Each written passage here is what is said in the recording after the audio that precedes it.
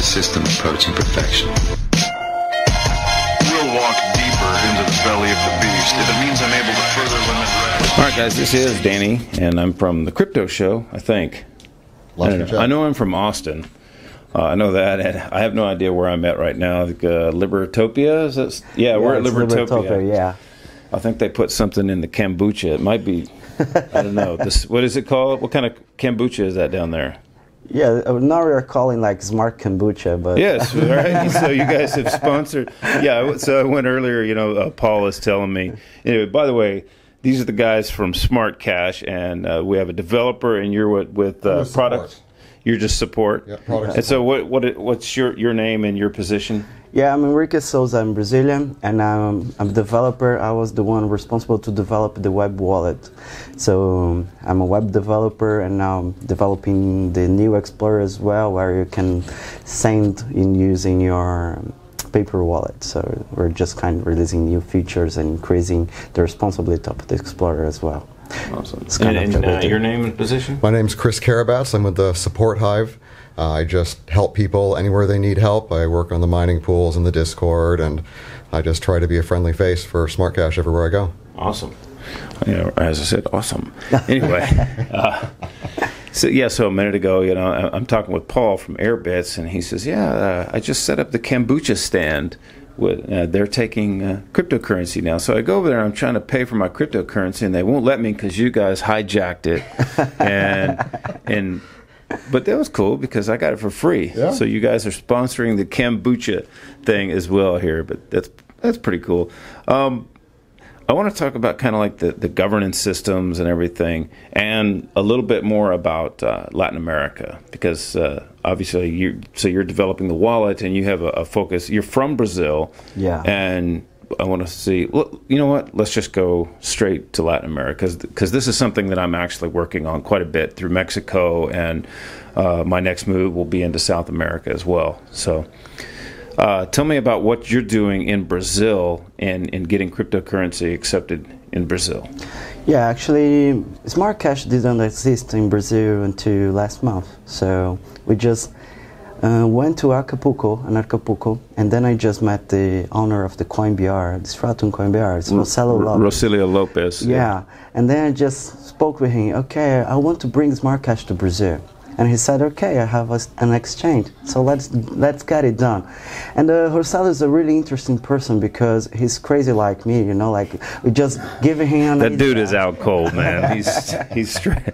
I have more respect for that guy than pretty much most anybody in cryptocurrency. I just love the way, you know, he took his exchange and the government told him, hey, you need some KYC. And he's like, man, fuck you and your KYC. Yeah, we don't need that. We don't need KYC. We don't need your stinking badges. And so they shut his account down. And then they shut another account down, and they kept shutting his accounts down. And so he started suing the banks, and the dude ends up with, what, 1.4 million, 1.2, what? Well, 1.5 million. $1.5 million the banks had to pay him because they were restricting his account. So I just love that he has the balls to stand up to the government and not do this KYC. But also, he was able to integrate into a lot of different locations. Like, tell me about the locations that he's in, because I know I've talked with him about it, but you know more about this. Actually, they're going now to South Africa, and then they're about to release a CoinBR, Stratum CoinBR all over the world. So something's being developed. So you can use USD, Euro. I'm actually talking to him about getting him into Mexico too. So yeah, I think soon it's gonna happen. Yeah. So the exchange is gonna be huge. So yeah. But what I'm talking about is like, so the merchants in Brazil. Yeah. You know, by using CoinBR, you guys actually get automatic access to a buttload of merchants. Tell me about that. Yeah, then after this partnership, we just came up with an idea called Band. So now we have what we call a Smart Band, where you can load it with Smart Cash. So you just pay and load it, and in 1 minute your band is loaded with Smart Cash, and it just takes 1 minute to do it. And 85% of the machines in Brazil, as long as it has the tech of NFC, so you just approach with your wrist and you just process and pay it. So actually, pretty much everywhere. Just say 85% because some small place don't have the machine up to date. But as long as it's up to date, so you can use it pretty much everywhere. Yeah, that's somebody was trying to solve that problem a couple of years ago. We interviewed some guys from a service called Plutus, and they had this NFC card. It was like a card, and you would go somewhere, or even put it on your phone or whatever, and you would go into a store and be able to use this Plutus. But I never heard much more about it, so it didn't really get off the ground. I thought it was a great idea, but now, so through CoinBR, you guys have NFC near field communication access to multiple stores. Which stores are? I mean, what are the main stores that are actually accessible in Brazil? Is it like similar to OXXOs or? Yeah, any place you can go. If you want to fulfill your gas, you can go to gas station, and probably they're gonna have it. If you want to buy some medicines, just go to a pharmacy, and they will accept it. So pretty much everywhere. So you're basically funding a prepaid debit card, and then that you're using the near field communication to actually access that. So it's kind of like having a shift card from Coinbase that you can just go anywhere and spend. But you have pretty much the same. That's fantastic. We are about to release the smart card as well. But the smart card is going to take a bit longer because we need all merchants to accept it, to download the app and no cryptocurrencies. So that's the reason we just came up with the band before. So now we're getting more adopters for Smart Cash. And as long as people know our name, we're going to be easier. So you're from Brazil. Tell me about the economy in Brazil, and have you considered the implications for remittance from the U.S. or anywhere else around the world? Because there's a lot of Brazilians in the U.S. I know a few myself in Austin. So, this is kind of a thing for them. They need to send some money home. How do you see that affecting Smart Cash, or are you targeting that? Yeah, the economy in Brazil is always complicated, because we have a lot of government interference all the time, and our tax is so high. They just took money from the poor all the time, so that's why we're poor, because they take their monies. So one thing that Smart Cash will help Brazilians is that we don't need banks, we don't need anything, just need crypto. So most of the people, or some of them, don't have access to bank accounts. They don't have any way to buy a car because they can't get money from the banks to buy it. So crypto probably is going to sort it out, because even if you're poor and you have $100 or $100, maybe it can become 10,000. So something that's right. And what's the saturation for like cell phones? I mean, is it like Mexico? Everybody has a cell phone in Brazil. Everybody. Well, then there you have it. If someone has a cell phone, then they can obviously send cryptocurrency to their family in Brazil. Do you have a plan for reaching into the U.S. to get that done? Yeah, we are actually working just to make the band international first. So once the band is international... for what I'm talking about, you don't need the band in the U.S. You just need to get the word out to people who, Brazilians, that, hey, you can just go buy some cryptocurrency and send it to your family and screw Western Union. See, that's what it's not even really important that they're using it in the U.S. as long as they can remit to Brazil from the U.S. So yeah, but I think just before we just say Smart Cash in the U.S. or everywhere, we're saying that, but we need something that people can believe, because crypto nowadays is not that useful, So if you can't use it, it's hard to spread because there are many other cryptocurrencies around. So if you have the strategy to bring the band first, and people can see that they can actually use Smart Cash here, I'm gonna get adopters. So because it's useful. So if I want to compare with other crypto, there are many, so they can choose one. But if they can use it, it's easier to spread. How are you going to get that band to work in the U.S.? It's already in the process. So it's already in the process. So it's going to happen. Probably second quarter, it's going to happen. So then, how will it? I mean, what will it be integrating into the U.S. as far as like just Visa card or something? Or? This band works with MasterCard. Oh, okay. So as long as it's international, So if somebody has a MasterCard account, they'll be able to use it and then go to wherever there's an NFC. Pretty much everywhere. So you can just order some bands from here. It's going to be shipped at your place. Awesome. That's interesting. My advice, and this is something that I'm actually working on. So in my remittance plans that I'm working on in Mexico, I actually use Facebook groups. All right. In the U.S. And you can find Facebook groups of Chileans, Brazilians, wherever. If you just look in these different cities and you just join these groups, you can actually reach out to these people and let them know, hey, you could do this. I don't know. Yeah, you sure. just consider that for your strategy. You may want to do that for your. As smart cash becomes more known in Brazil, it's going to take care of itself. If everybody knows they can just load smart cash onto their band, we don't necessarily need to tell the people in America because their family already knows and uses it every day. Yeah, that's true. It's, I guess, a better attack vector if you're coming from both angles. Yeah. You work both ends against the middle. Yeah. So what are you doing with Smart Cash? And let's outline kind of what your position is and how you're pushing Smart Cash forward. Well, for my position, I started primarily in the Discord community. I started helping people set up our smart nodes. And I was part of the launch of the smart nodes and getting 12,000 smart nodes up right now. So that's kind of how I came into the community, and people appreciated my help. And Juicy, one of the founders of Smart Cash, asked me to come on board the team and help more officially at events like this and more around the back end. So I'm an IT guy by trade, so I like staying behind the scenes more than in front of the scenes, but I'm here today. Okay. So tell me about what smart nodes are and how they work, and this whole idea. Dash is doing the same thing with the governance system. Tell me about the governance system and how this is different from Bitcoin and things like that. Well, the government system of Smart Cash is unique in that you don't need a node to do any of the voting. Anybody with one smart has a vote. One smart equals one vote. So the nodes, the smart nodes that we have, they're there just to support the network. There are full nodes out there that helps distribute the blockchain everywhere, and then they're also going to facilitate instant pay when we release version 1.2.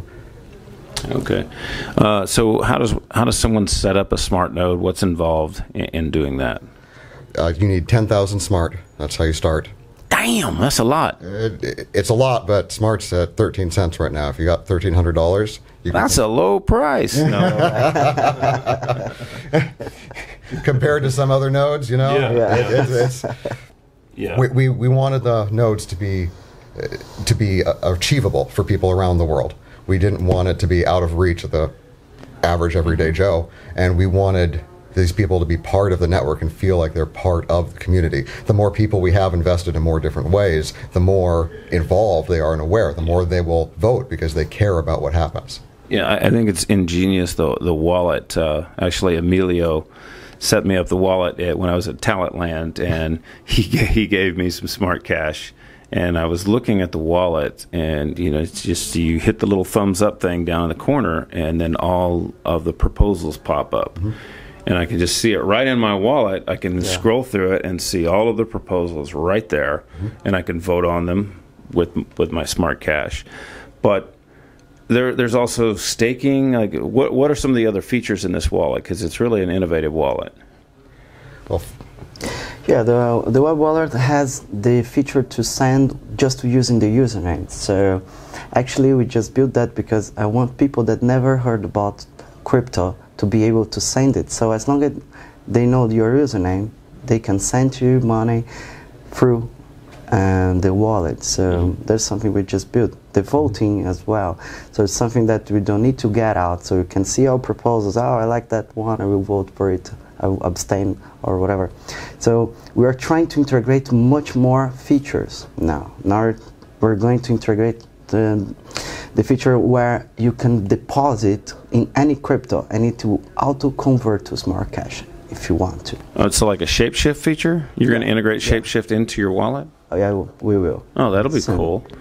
So the wallet is actually 3 wallets in one. What are the other? So you have your main wallet. What are the other 2 wallets, and what are their functions? We actually just created 3 addresses. Why? Because we have the stakes, so we have the rewards. So most of the people just keep their money in one wallet. So once they need to use it, they lose their rewards. So we just created 3 so they can leave the amount that they don't care about the rewards, and then the other 2 addresses they can split. So imagine you have 10,000, right?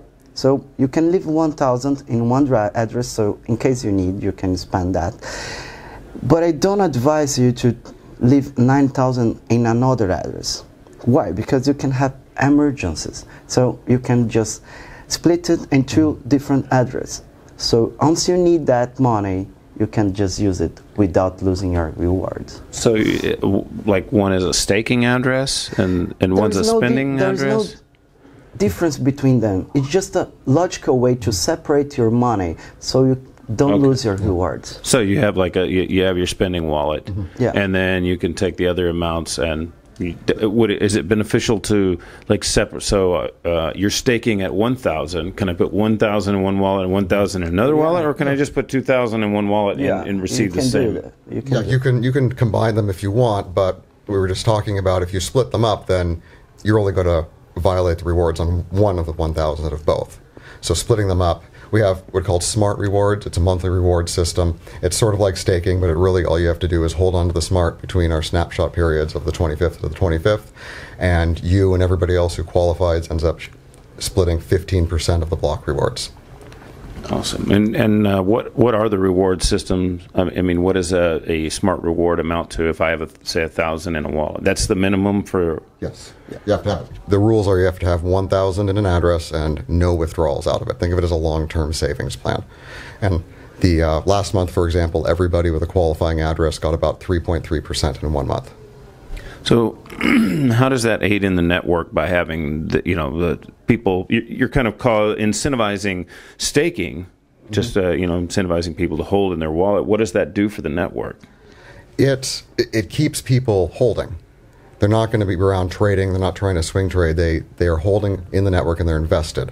So these people, again, if they're invested and holding there, they're more likely to participate in the community. They're more likely to vote because they're aware of what it means to them, and they have the coins sitting there. Does that affect in any way, like on the exchanges for your liquidity, or no? We don't have as much liquidity as some other coins out there because, indeed, we are encouraging people to hold on to their funds, not try to day trade. What do you think that does for does it aid in the price or take away from the price, since there's not so many available? We don't like to prognosticate on price, but everybody does care about it. It really acts as a deflationary method because you're taking that money out of circulation, and deflation is simply less money being chased by more people. Right. I mean, the master nodes actually kind of do that with Dash, where exactly. Like you have 4,700 master nodes at 1,000 each. So out of the full coin supply, quite a bit is actually being staked. That's what, 60% of the overall supply in master nodes? God, I'm not even sure right now. I don't even. I'd have to think about that. I'd have to look. Somebody tell me. I don't know. So, what kind of plans do you guys have going forward in increasing adoption and things like that? Well, we love the band. The band is something that everybody can understand and use. And as we're taking that internationally, we're hoping people can be able to exchange the US dollar for smart directly, or the euro, or whatever currency they happen to have, and be able to actually spend their crypto in real stores in the real world. Yeah, I mean, as long as there's access to it, then I think so. And you guys are at like 13, 15 cents right now, and I see you everywhere, and this is kind of the same way that Dash came up. So, I mean, in my mind, I'm thinking, 6-8 months, maybe even less, you guys are probably $1 or more, or maybe $8. Who knows? I mean, if the market starts going up, that's a good thing. I think it would be it would behoove somebody to look into it, definitely. So, our focus is usability. Yeah. The price will follow adoption, but our focus is on making a currency that can be used anywhere. Yeah. We want to be money. Right.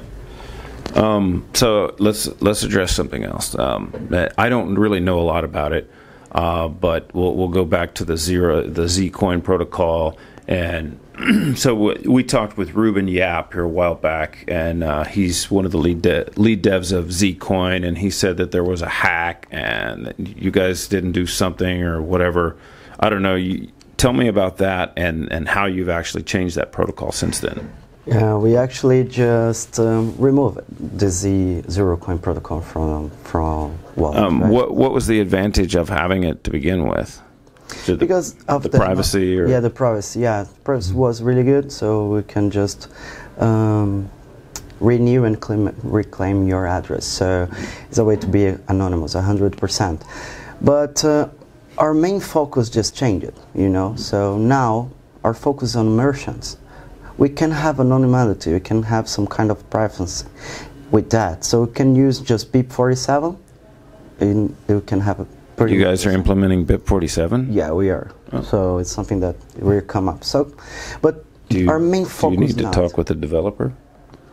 Or no? Do you need to speak with the guy who developed it, or he's a friend of mine? So. Yeah, all right.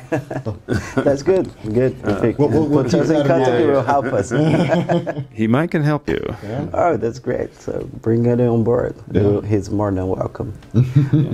We're actually encouraging people that are developers to join the team because we have a lot to do. We have a lot on mind, and anyone that can help is welcome in our community. So how would you describe the protocol then? If you've taken Zcoin out of it, what is it called now? And what is now we are without any protocol now because we are only implementing. We will start to implement 47, the BIP47. So now we don't have privacy. Just the Bitcoin privacy is the same, but right. But it doesn't matter. What I mean, like in regards to mining algorithms, and what are you guys operating on now? We're KECAC mining algo. So we're proof of work like anybody else. We have it's Bitcoin derived. So similar to that though, with our 55-second block times and minuscule transaction fees, you are not going to have any issues actually moving it around, and it's going to confirm quite quickly. So you guys are doing this masternode system. Are you split like Dash, or what's the percentage? I mean, what part is proof of work? What part of it is a masternode? What part is staking? Well, it's all proof of work. All the payments and the rewards come out of the block rewards. So 70% of the block rewards goes to the community, 15% goes to smart rewards, 10% goes to the nodes, and 5% goes to the miners. 5%. How do you incentivize the miners at 5%? Is it just dirt cheap to mine, or what? I mean, what's the thought process behind that? I've never heard that one before, or that idea. Heard that it's good to miners. CoinPR from Rossello just said we are profitable mining, even if it's just 5%.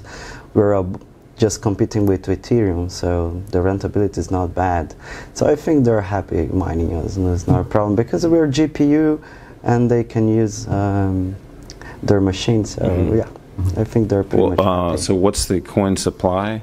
How many coins will there be? And 5 billion. It will be 5 billion maximum. 5 billion maximum. Yeah. And so how many? Every 55 seconds is a block reward. Yeah. What do the miners make? I mean, how much is set aside for the block reward each? Right now, each block reward will give a miner about 80 coins. About 80 coins, whoever wins. Yeah, it's all pool mining, so everybody wins. May the best man win. It's all pool mining? Yeah. Okay. So how do you get set up? What mining pool is? We host our own, so you go to pools.smartcash.cc, and you'll list our US, Asian, and European pools, and you can pick which one you like best. There's a few third-party pools out there, and you can search around, and there's some in the Netherlands, there's some elsewhere in the US. Okay, so there are pools. It's not just one pool. No, there's multiple pools. There's multiple pools. I was going to say, that's kind of central if there's only one pool. No, there's multiple pools. CoinBR actually just created their own, so they're mining from their pools as well. So. Awesome. I'm gonna have to check into all of that. Yeah. All right, man. Well, so where would we go to find out more about Smart Cash, and what do you have to say about it? In closing, what can you tell everybody? Go to smartcash.cc, look around at our site. We'd love to have you join us on our Discord at discord.smartcash.cc. You're going to see me there all the time.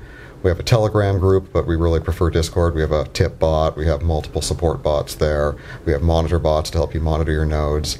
Everything is quite useful there for everybody to get a hold of the team and each other and for help. Everybody there is very helpful.